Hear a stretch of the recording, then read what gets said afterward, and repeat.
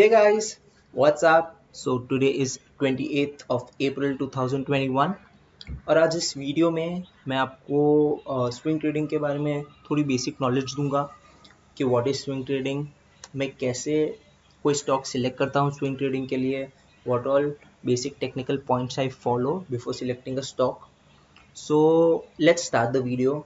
So first of all मैं आपको बता दूं, एक बेसिक आइडिया दे देता हूँ कि 4 मेजर टाइप्स ऑफ ट्रेडिंग होती है. फर्स्ट इज़ इंट्राडे ट्रेडिंग, जिसमें आप एक stock same day he by और सेल करते हो. Second is BTST, that is by today and cell tomorrow, जिसे आप आज खरीदते हो और कल उसे बेच देते हो. ये यूजुअली कब करते हो, जब आपको एक्सपेक्टेड होता है कि कुछ कोई स्टॉक एक अच्छा गैप अप ओपन हो सकता है. थर्ड इज स्विंग ट्रेडिंग, कोई भी स्टॉक आप परचेस करते हो और आप सोचते हो कि मैं थोड़े दिन बाद उसे सेल कर दूंगा या थोड़े हफ्तों बाद उसे सेल कर दूंगा. That is swing trading basically. और fourth is long term investing. Obviously आपको पता ही है, 1 साल के ऊपर आप जो भी स्टॉक होल्ड करते हो, that comes under long term investing. So basically अगर आप फुल टाइम ट्रेडर नहीं हो, आप ऑफिस जाते हो और आप ट्रेडिंग को एज अ पार्ट टाइम करते हो, so I would suggest swing trading is the best option for you. Because swing trading में आपको फुल टाइम स्क्रीन के सामने नहीं बैठना पड़ता है. आपने स्टॉक खरीद लिया, स्टॉप लॉस और टारगेट लगा दिया एंड छोड़ दिया, या स्टॉप लॉस हिट होता है या टारगेट हिट होता है. सो मैं स्विंग ट्रेडिंग के लिए स्टॉक्स कैसे सिलेक्ट करता हूँ. बेसिकली मैं कोई स्क्रीनर यूज़ नहीं करता हूँ, कोई ऐप्स यूज़ नहीं करता हूँ. मैं सिंपली NSE के साइट पे जाता हूँ. आप गूगल पे लिखेंगे NSE स्टॉक लिस्ट, आपको ये लिस्ट मिल जाएगी. यहाँ पे हाईएस्ट टू लोएस्ट स्टॉक्स रहते हैं, जो सबसे ज़्यादा गिरे हैं आज और सबसे ज़्यादा जिसने टॉप मारा है. सो लिस्ट मिल जाती है. सिंगल सिंगल स्टॉक्स उठा के चार्ट्स देखना स्टार्ट कर देता हूँ और इसमें से शॉर्ट लिस्ट करते जाता हूँ जो भी मुझे स्विंग ट्रेड के लिए बेनिफिशियल लगता है वो. So now we come to chart reading. So basically सबसे फर्स्ट थिंग जो आपको देखना है, that is a trend of the stock. Because swing trading में ऑब्वियसली आप सिर्फ स्टॉक बाई कर सकते हो, आप शॉर्टिंग नहीं कर सकते हो. एंड जिनको नहीं पता है शॉर्टिंग क्या होती है, शॉर्टिंग इज आप पहले हायर पॉइंट पे सेल कर देते हो और फिर जब स्टॉक नीचे गिरता है आप उसे बाई कर देते हो. So that is not possible under swing trading until and unless आप फ्यूचर में ट्रेड करें. मैं अभी सिर्फ इक्विटी की बात कर रहा हूँ, ठीक है. सो हम बाइंग अपॉर्चुनिटी देखते हैं. ऑब्वियसली अगर आपको बाइंग अपॉर्चुनिटी देखनी है, सो यू हैव टू सी कि जो भी स्टॉक आप सिलेक्ट करें वो एक अप ट्रेंड में हो. सो सबसे फर्स्ट हम बड़े टाइम फ्रेम पे हमें चेक करना होता है स्टॉक का ट्रेंड क्या है. सो जैसे SBI cards is the script today in front of me. और SBI कार्ड्स हम जब वीकली चार्ट पर देखते हैं, so we can clearly see ये एक अप ट्रेंड में है. अप ट्रेंड आपको अगर बेसिकली देखना है कि कोई स्टॉक अप ट्रेंड में है कि नहीं, आपको सिंपल देखना है कि it creates lower lows and higher highs. So ये आप क्लियरली देख सकते हैं कि इसने हायर हाइज बनाए हैं और लोअर लोज बनाए हैं. सो ये स्टॉक अप ट्रेंड में है. सेकेंड थिंग जो हमें देखनी है, हमें इसके support and resistance zone mark करने हैं. सपोर्ट इज जो लेवल से स्टॉक ऊपर जाता है एंड रेजिस्टेंस इज जो लेवल से स्टॉक नीचे आता है. सो सिंपली हम क्लियरली देख सकते हैं यहाँ पर ये एक रेजिस्टेंस जोन है. यहाँ पर स्टॉक ने रेजिस्ट किया है, फिर इसे ब्रेकआउट दिया है अच्छी वॉल्यूम के साथ और ये फर्स्ट टाइम यहाँ पे आया है. यहाँ पे काफ़ी टाइम कंसोलिडेट किया है स्टॉक ने, ठीक है. सो ये बेसिक हमने मार्क कर दिया है. Third thing, and this is I would tell you one of the most important tool which I use, Fibonacci tool. Fibonacci tools retracement levels check करने के लिए काफ़ी बेनिफिशियल होते हैं. सो Fibonacci tool हम यूज़ करते हैं लोएस्ट और हाईएस्ट पॉइंट कनेक्ट कर कर. We can also connect the last swing and the highest point. वो हमें एनालिसिस करने के टाइम बहुत सारे ऑल्टरनेटिव फिबोनाची के यूज़ होते हैं, सो हमें वो चेक करना पड़ता है. अब मैं यहाँ पे जैसे लोएस्ट से हाईएस्ट पॉइंट सिलेक्ट करता हूँ, so we can clearly see कि ये 382 लेवल्स के यहाँ पर सपोर्ट लेकर ऊपर जाने की ट्राई कर रहा है. आपने मेरे ऑलमोस्ट हर वीडियो में सुना होगा 382 levels and 0.5 levels, they are very healthy for retracement. कोई भी स्टॉक जब ऊपर जाता है, सो वो अपने 382 लेवल्स और 0.5 लेवल्स के आसपास वापस रीटेस्ट करके वापस ऊपर जाता है. बिकॉज स्ट्रेट लाइन में कोई भी स्टॉक ऊपर नहीं जा सकता है. सो ओके, ये स्टॉक अच्छा दिख रहा है, ये 382 लेवल्स के आसपास सपोर्ट लेके ऊपर भी जाने की ट्राई कर रहा है. अब सेकेंडली हमें डे पर आना है, बिकॉज स्विंग ट्रेड है तो हमें आर्ली पे देखना ही पड़ेगा। बट हम स्टेप बाय स्टेप जाते हैं, सबसे लॉन्ग वीकली पे देख लिया ट्रेंड क्या है स्टॉक का। अब डेली पे आके हम देखते हैं कि यहाँ पर कोई स्टॉक कंसोलिडेट कर रहा है या कोई रिवर्सल पैटर्न बना रहा है या कुछ बना रहा है। और जैसे अब हम इसका डेली चार्ट देखते हैं, so we can clearly see here कि एक मिनट में पहले ये सब डिलीट कर देता हूँ। हाँ, सो वीकली पर डेली पर हम देख सकते हैं कि क्लियरली ये जोन पर इसने कंसोलिडेट किया है काफ़ी दिनों तक, ऑलमोस्ट आई थिंक काफ़ी ज़्यादा टाइम इसने कंसोलिडेट किया है। यहाँ पर ऑलमोस्ट 37 डेज इसने यहाँ पर, मतलब ऑलमोस्ट एक महीने से ज़्यादा ये कंसोलिडेशन जोन में था। ये स्टॉक, ये जो आप रेक्टेंगल देख सकते हैं उसके अंदर ही ट्रेड कर रहा था। आज जाकर इसने ये ब्रेकआउट दिया है। सो ठीक है, ये भी अपना एक क्राइटेरिया मैच कर रहा है कि इसने एक ब्रेकआउट दिया है, बट हमें अभी तक कोई रिवर्सल पैटर्न या नहीं मिला है। तो अगर अनटिल एंड अनलेस हमें कोई रिवर्सल पैटर्न ना मिले तो हम ट्रेड नहीं लेते हैं, because I am that type of a trader जो सपोर्ट और रेजिस्टेंस जोन पे ट्रेड नहीं लेता है। कोई ना कोई पैटर्न होना चाहिए, फॉलिंग वेज हो गया, राइजिंग वेज हो गया, ascending triangle, descending triangle, head and shoulders, inverted head and shoulders. So ये सब पैटर्न्स है, आप मेरे चैनल पे देख सकते हो, अलग अलग लाइव चार्ट्स पे मैंने सब पैटर्न्स को एक्सप्लेन किया है।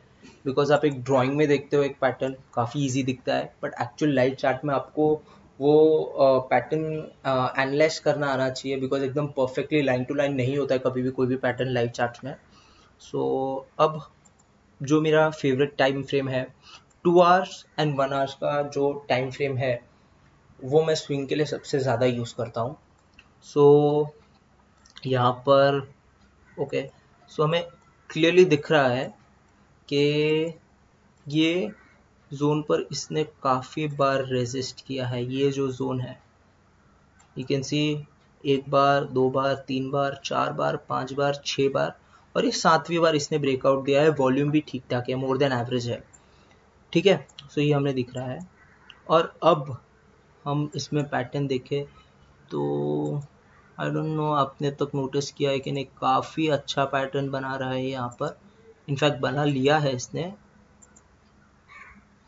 Head and shoulders is the most basic pattern and the most popular and I would tell you powerful pattern, because इसकी probability काफ़ी हाई होती है। और जो अर्ली टाइम फ्रेम पर ये इसने बनाया है हेड एंड शोल्डर पैटर्न और आज इसने ब्रेकआउट दिया है, सो इसकी probability काफ़ी हाई है कि ये इसने मतलब अपना ट्रेंड चेंज कर दिया। शॉर्ट टर्म में इसका ट्रेंड देखेंगे तो डाउन ट्रेंड था, इतने दिन इसने यहाँ पर कंसोलिडेट करके अभी inverted head and shoulder pattern बनाया है। सो इसकी प्रोबेबिलिटी काफ़ी हाई है कि ये अपसाइड जाने की ट्राई ज़रूर करेगा। एंड आपको ये भी बता दूं, अब देखिए ये जो हेड एंड शोल्डर हमने यहाँ पर देखा, सिमिलर पैटर्न इसने यहाँ पर भी बनाया हुआ था। पहले हेड एंड शोल्डर हम जैसे एक लाइन ड्रॉ कर लेते हैं और ये हेड एंड शोल्डर पैटर्न हम यहाँ पे भी देख लेंगे।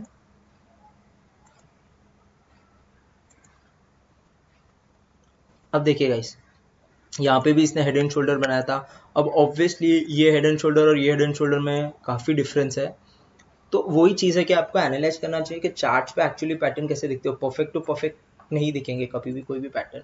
सो अब यहाँ पे इसने जब ब्रेकआउट दिया तो इसने तो एंटर होने का चांस ही नहीं दिया किसी को भी। ऑलमोस्ट कितना इसने अप्रोक्सीमेटली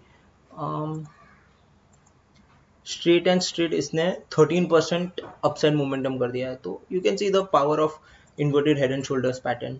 सो यहाँ पर भी इसने हेड एंड शोल्डर पैटर्न बनाया है और ब्रेकआउट दे दिया है आज इसने। एंड यहाँ पर ये रिट्रेसमेंट एंड हाँ गाइज, एक और चीज़ की, अभी जैसे ये नेक लाइन इसने ब्रेक किया है इतना पावरफुल, सो हम नेक लाइन के बाद जो इसने कैंडल बनाई है इतनी बड़ी, इस कैंडल में ही एंटर नहीं करेंगे हम। वो कैंडल को क्लोज होने तक का वेट करते हैं, फिर रिट्रेस होती है लेवल। मतलब कभी भी कैसा रहता है, कोई भी स्टॉक एक लेवल को बहुत बार रेजिस्ट करता है, उसे ब्रेक करता है तो वापस वो लेवल को टच करके ही ऊपर जाता है। प्रोबेबिलिटी काफ़ी हाई होती है, आई वुडंट से कि वो होता ही है। There is a probability of 80% के कोई भी स्टॉक अगर अपने रेजिस्टेंस जोन को ब्रेंच करता है तो वापस उस पर सपोर्ट लेके ऊपर जाता है। सो यहाँ पर इसकी प्रोबेबिलिटी काफ़ी हाई है कि ये लेवल्स को टच करेगा। सो इन केस अभी जैसे आज है 28, अगर ये 29 कल ये अगर फ्लैट ओपन होता है, गैप अप ओपन नहीं होता है और अगर या फिर गैप डाउन होता है और ये लेवल्स के आसपास से वापस 1 या 2 कॉन्जिक्यूटिव 1 आवर या 2 आवर्स पे ग्रीन कैंडल बनाता है, so there is a high probability ये यहाँ से ऊपर जा सकता है। So guys this was it. अब आप यहाँ पर देख सकते हो, अगर हम स्टॉप लॉस और टारगेट्स की बात करते हैं, सो यहाँ पे स्टॉप लॉस और टारगेट इवेंचुअली क्या होता है, हेड एंड शोल्डर्स में आपको जो स्टॉप लॉस होता है वो लास्ट शोल्डर के ऊपर होता है, बट ऑब्वियसली आप इसमें अगर ट्रेड लेते हो तो इतना बड़ा स्टॉप लॉस रख के कोई मतलब नहीं है, बिकॉज अगर ये यहाँ से ही ऊपर जाता है तो इतना नीचे स्टॉप लॉस रखने का कोई फ़ायदा नहीं है, बिकॉज ये जोन को I don't think so break करेगा, और अगर ब्रेक करता है तो प्रोबेबिलिटी बहुत हाई है कि ये स्टॉप लॉस अगर आप यहाँ पे भी रखते हो तो वो लेकर जाएगा। सो आई वुड सजेस्ट कि स्टॉप लॉस हमें यहाँ तक रखना चाहिए, और अगर यहाँ पे आपको भी, जैसे मुझे तो आइडिया है कि एक रेड कैंडल बनाया तो यहाँ पे इसने एक सपोर्ट लेके वापस ऊपर गया है, अगर आपको ये क्लियर दिख रहा है कि स्ट्रेट लाइन है, अब मैं स्टॉप लॉस कहाँ रखूँ, सो आप थोड़ा और छोटे टाइम फ्रेम पे 30 मिनट्स पे अगर हम आते हैं, so we can clearly see कि यहाँ पे इसने एक रेड कैंडल बनाई है, ये 2 रेड कैंडल बनाई है कॉन्जिक्यूटिव, और फिर इसने ग्रीन कैंडल बनाई है। सो दिस इज समवेयर यहाँ पे जो सपोर्ट ले रहा है ये लेवल्स के आसपास, सो ये अपन यहाँ पे स्टॉप लॉस रख सकते हैं। एंड टारगेट्स की बात करें, सो अगर आपने थियोरी में पढ़ा होगा, सो जो हेड की जितना हेड का प्राइस होता है नेकलाइन सर, तो ये हम देखते हैं यहाँ पर ऑलमोस्ट 9.5%, सो इतना ही हम टारगेट दे सकते हैं इस चीज़ को। टारगेट इसका अगर हम देखते हैं तो आसपास ये लेवल्स के आसपास आता है, दैट्स 1077, और यहाँ पर इसका एक ये रेजिस्टेंस जोन भी है, so I think 10% is a good target, and इसका टारगेट इस तरह हम लगा सकते हैं। एंड गाइस स्विंग ट्रेड में मैं आपको बोलूँ, स्टॉप लॉस एंड टारगेट बहुत ज़्यादा इंपॉर्टेंस रखते हैं, आपको टारगेट लगाने ही है और स्टॉप लॉस लगाना ही है, बिकॉज आप स्क्रीन के सामने नहीं रहते हो, मार्केट कभी भी अपसाइड या डाउनसाइड रैंडमली मूव दे सकता है। सो अगर आपका स्टॉप लॉस इंटैक्ट है सो आपको टेंशन की ज़रूरत नहीं है। अगर आपने 500 का रिस्क लिया या 1000 का रिस्क लिया या 5000 का रिस्क लिया, आपको पता है आपका लॉस उतना ही होगा, सो आपको टेंशन लेने की ज़रूरत नहीं है। So guys this was it. So आज मैंने बेसिक स्विंग ट्रेड आपको एक्सप्लेन किया है। अगर आपको ये वीडियो यूजफुल लगा हो, so please support this channel and do comment your thoughts down below, and please press the bell icon, so मैं नेक्स्ट वीडियो जब भी अपलोड करूँ आपको नोटिफिकेशन आ जाए। Thank you so much guys.